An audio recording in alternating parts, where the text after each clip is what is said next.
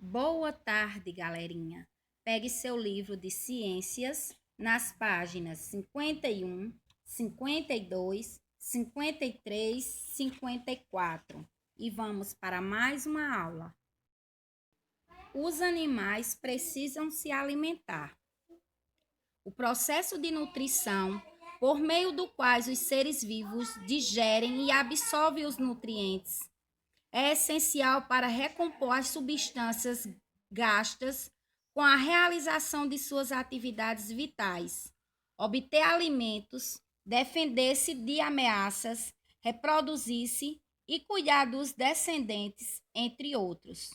No meio animal, de acordo com o hábito alimentar, as espécies podem ser classificadas como herbívoras. São as espécies que se alimentam de vegetais ou parte deles. Dentre os herbívoros, existem os que comem frutos, classificados como frugívoros, algumas espécies de morcegos e pássaros, outros que se alimentam do néctar, os nectavorívoros, beija-flor, abelha, e os que comem folhas, folívoros, capivaras, bicho preguiça. Carnívoras são aqueles que se alimentam de outros animais. Alguns se alimentam de carne, como a onça, a piranha, o jacaré, enquanto outros, como as sanguessuga e o carrapato, sugam o sangue de animais maiores. Onívoras são que se alimentam tanto de parte de vegetais como de animais. São exemplos o porco, a galinha, a raposa. São classificados ainda detritívoros, os seres vivos que se alimentam de matérias mortas, restos de animais ou plantas. O urubu de cabeça preta é uma espécie detritívora presente em todo o território brasileiro.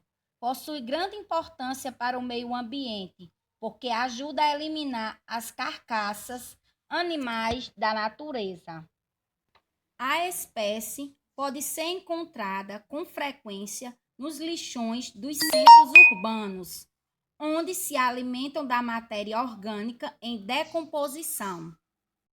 Os seres vivos estão adaptados a viver em seu ambiente e nele encontra tudo o que precisa e para obter o seu alimento. As espécies dependem uma das outras, sendo assim, cada animal e planta existe em um determinado habitat. É importante para que o ambiente funcione em perfeito equilíbrio. As plantas produzem seu próprio alimento e, ao fazer isto, absorve gás carbônico e libera oxigênio, utilizado pelos animais na respiração. Os animais usam as plantas como abrigo e alimentam-se das diferentes partes dos vegetais. Os animais mortos e as folhas que caem das plantas vão sendo decompostos por seres minúsculos e os nutrientes liberados na decomposição ajudam a recuperar o solo, tornando-o fértil.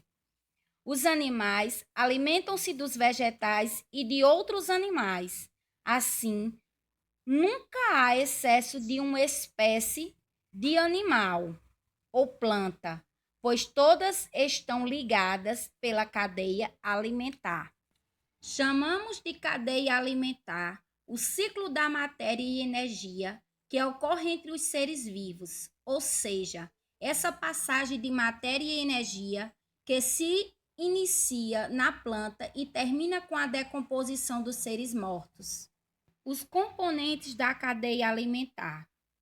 Uma cadeia alimentar é formada por 3 componentes, que são produtores, consumidores e decompositores.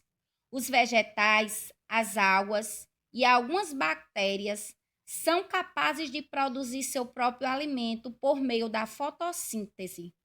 Por isso, esses seres são chamados de produtores. Como não são capazes de produzir seu próprio alimento e por isso consomem outros seres vivos, os animais são chamados de consumidores. Entre os consumidores existem os herbívoros, que se alimentam de parte de vegetais, e os carnívoros, que se alimentam de outros animais. A exemplo, o peixe-boi é um consumidor herbívoro. Já o jacaré é um consumidor carnívoro. Além dos produtores e consumidores, existem os decompositores. Algumas bactérias e fungos são incluídos nesse grupo, pois fazem com que os restos de seres mortos sejam decompostos em parte cada vez menores, liberando água, sais minerais e outras substâncias no ambiente. Essa decomposição enriquece o solo e auxilia no desenvolvimento dos vegetais. Assim, todo o ciclo recomeça. Muitas espécies de cogumelo são classificados como seres decompositores. Observe agora o esquema representando como funciona uma cadeia alimentar. O milho é o produtor dessa cadeia alimentar. O milho serve de alimento para o rato. A serpente alimenta-se do rato. Os animais e vegetais mortos são decompostos por fungos e bactérias.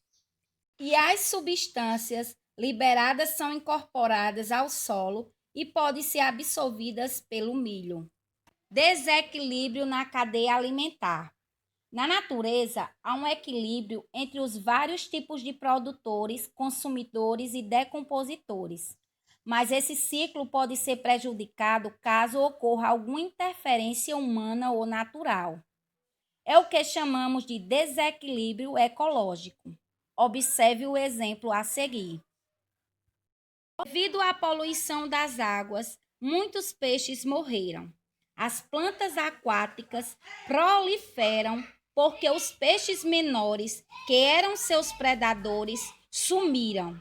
E como eles eram o alimento das espécies maiores, elas também foram desaparecendo, diminuindo a oferta de peixes no ambiente.